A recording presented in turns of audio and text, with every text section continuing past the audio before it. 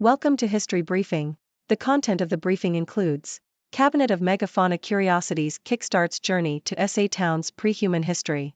Once enslaved in Virginia, Montrealer Shadrach Minkins commemorated at cemetery. Is concert promoter Live Nation's growing footprint in Toronto stomping out competition? Festival will celebrate Ethiopian Emperor's time in Bath. Impresario Guy Latraverse introduced Quebec artists to the world. Cabinet of Megafauna Curiosities kickstarts journey to SA Town's pre-human history.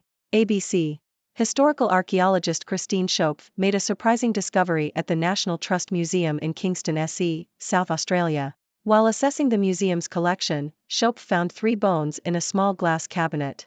2 of the bones come from fossilized giant kangaroos, while the other is half a lower molar tooth from a Diprotodon optatum, Australia's largest extinct marsupial. The bones were found in 1954 during council work at nearby Blackford Creek. Schopf hopes to negotiate with the South Australian Museum to exhibit more of the region's natural history, including the collection found at Blackford. Once enslaved in Virginia, Montrealer Shadrach Minkins commemorated at cemetery. CBC. A plaque has been unveiled at Montreal's Mount Royal Cemetery to commemorate Shadrach Minkins, a self-emancipated black man who sought freedom in Montreal. Minkins escaped from slavery in Virginia and made his way to Boston, where he was arrested under the Fugitive Slave Act of 1850. Members of the African American community in Boston staged a rescue and smuggled him into Montreal through the Underground Railroad. Minkins lived in Montreal as an entrepreneur until his death in 1875. The plaque unveiling is seen as an example of public history that could inspire more scholarship on slavery in Canada. Is concert promoter Live Nation's growing footprint in Toronto stomping out competition? The Globe and Mail. While Live Nation Canada's acquisition of venues such as the Opera House, the Danforth Music Hall and the Velvet Underground has been seen by some as a positive step in retaining historic venues, critics claim that the company is squeezing out independent venues and promoters by funneling booking agents, artists and smaller promoters towards using Live Nation venues. Festival will celebrate Ethiopian Emperor's time in Bath. Yahoo! A Black History Month festival in Bath will celebrate the former emperor of Ethiopia, Haile Selassie, and his connection with the city. Selassie lived in Bath from 1936 to 1941 after Italy invaded Ethiopia. The festival, organized by the Ethiopian and Rastafari communities, will include talks, poetry workshops, food and games. It will take place at the National Trust Assembly Rooms and is open to all. Impresario Guy Latraverse introduced Quebec artists to the world. The Globe and Mail. Guy Latraverse, the father of Quebec show business, has died at the age of 84. Born in Chicoutimi in 1939, Latraverse became a prominent figure in the Quebec entertainment industry, representing the province's most famous artists and producing legendary tours, events, and TV specials. He also became an advocate for bipolar disorder, from which he suffered. Latraverse was instrumental in bringing major international acts such as James Taylor, Frank Zappa, Joni Mitchell, and Peter Frampton to Montreal, while also promoting new Quebec acts including Beau Dommage and Harmonium. He was one of the founders of ADISC, the Provincial Association for the Music, Concert, and Video Industries.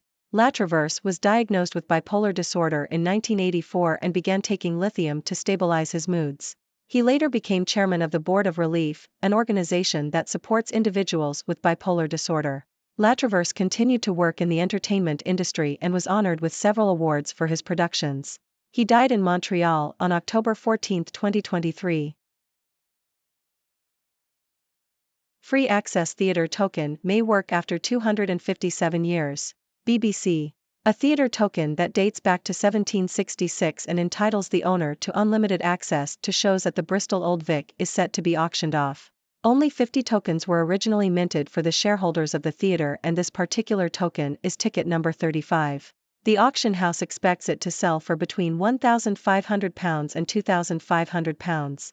If the token is authenticated, the Bristol Old Vic has stated that it will honor its policy and provide free tickets to the owner. The token is believed to be one of only 20 that have survived. Policy address right to lay out plans for Hong Kong's digital future. South China Morning Post.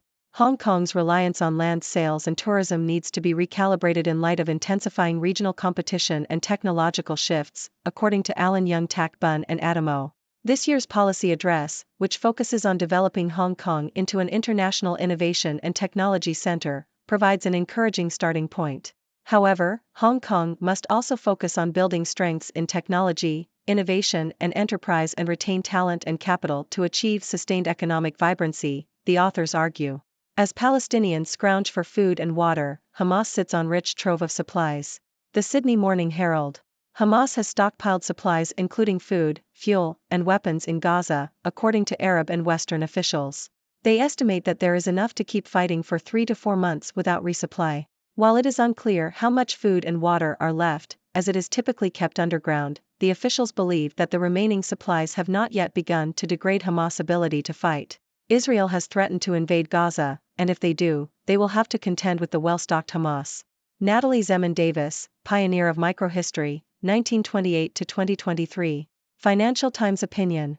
Natalie Zeman Davis, the medieval historian who helped inspire the 1982 film The Return of Martin Guerre, died on October 23 at the age of 94. Davis was born in Detroit and married the mathematician Chandler Davis. Her work focused on microhistory, which explores how individual lives were shaped by historical events. She taught at the University of Toronto, the University of California, Berkeley, and Princeton University. In 2013, President Obama presented her with a National Humanities Medal.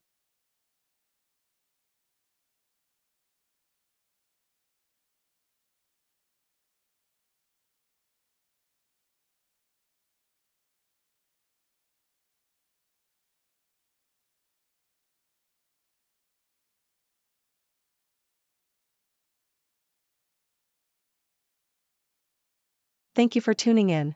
The content above showcases the latest briefing reports and analytical synopses, thoughtfully curated by the 6Do team.